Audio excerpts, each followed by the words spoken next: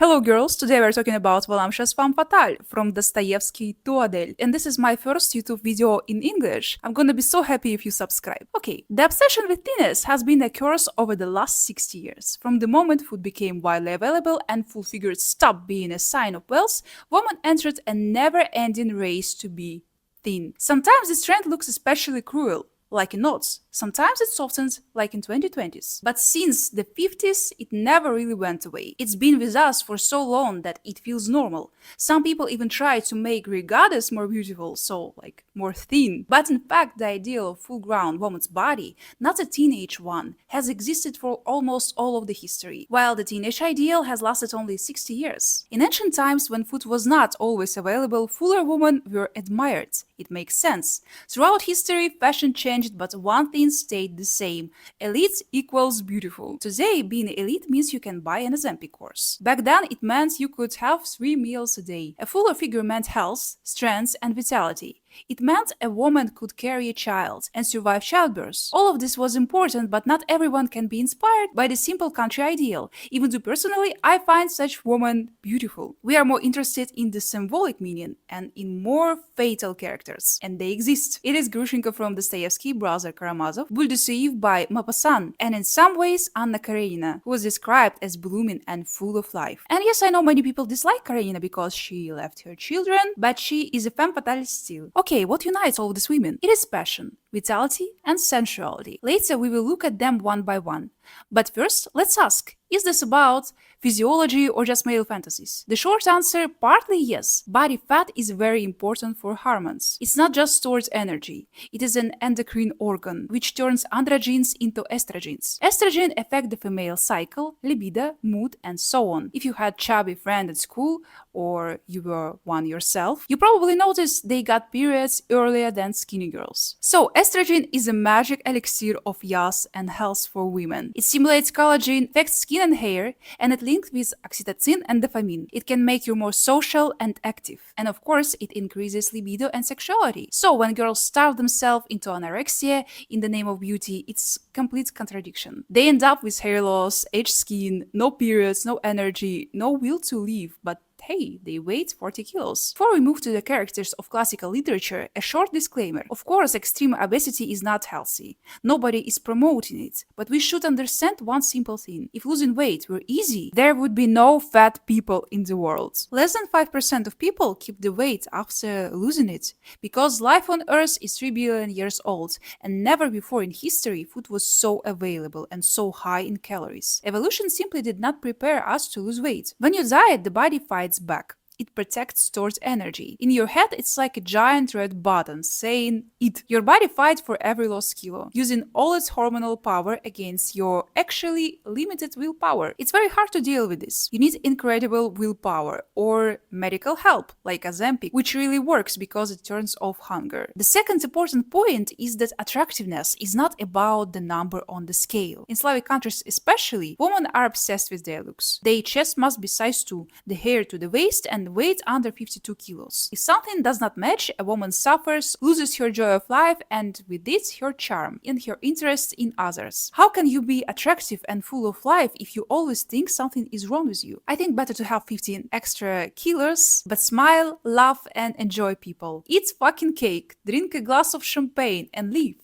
instead of pushing a stone uphill like Sisyphus, only to watch it roll back down. So girls, forget those extra kilos. Let your face shine with a smile. It's better than weight 40 kilos and walking around with a sour face, like your babushka pickle. And for big extra weight, well, there is Ozempic. Now back to our femme fatale woman, and let's start with Grushenka from Dostoevsky. If anyone knew how to write femme fatale characters, it was him. Grushenka is one of the coolest femme fatale in literature. I know I would inspire you to read the book. There is some VLV moment with Grushenka in the story. She kissed another woman. Dostoevsky described her as a full-figured, and you can translate her name Grushenka as a pear in Russian. Here are some of his lines. She was round-faced, full, with rosy cheeks, black eyes, lively and mischievous. Her lips shone with health, and her teeth were pearls. Her white neck looked strong and beautiful. Her movements were quick, free, and playful. So, Grushenka is Russian beauty and fatale seductress. Her background: she came from a merchant family, lost her parents early, were raised in another household.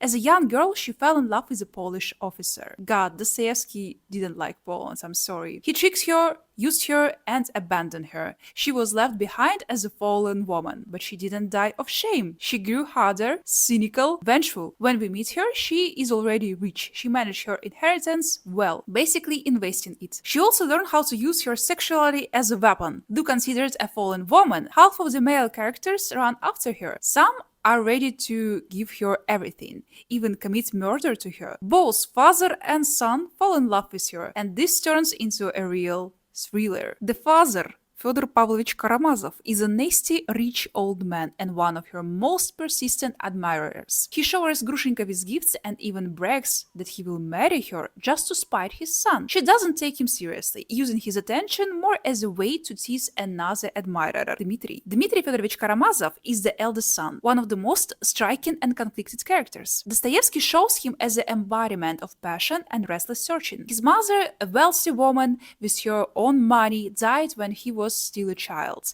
and his father took her inheritance for himself. This becomes one of the main reasons for the family drama. Dmitri falls in love with Grushenka, even though he already has a fiancé, a rich one by the way. Around this love triangle unfolds a real detective story, ending with the murder of the father. The second figure is Boule de Suif by Maupassant. Her real name is Elisabeth Rosé, a simple girl from Rouen. Her nickname Boule de Suif literally means ball of fat or sweat dumpling, given to her for her round, plumpy body. She travels in a carriage with nuns, merchants, and aristocrats. The group is stopped by Prussian soldiers, and Boule de Suif faces a choice that becomes central to the story. Maupassant shows her as a bright, lively, full of health and flesh. Her cheeks are rosy, her eyes shine with kindness. She loves to eat, love, and care for others, but her natural openness leads to a mockery and betrayal. Symbolically, Boule de Suif represents the archetype of fertile earth, of the female body as generosity and power. She is not refined, she is real. But society rejects her for exactly that, for being too visible and too honest. The third figure is Anna Karenina. She is noblewoman and the wife of high official. Her marriage, not for love, but for status. Inside, she has hunger for passion and full emotions, which her cold marriage cannot give her. When she meets Vronsky, she throws everything away. For that time, it meant total social death. She becomes persona non grata, banned from tea parties and friendships. Anna is desperate, almost mad.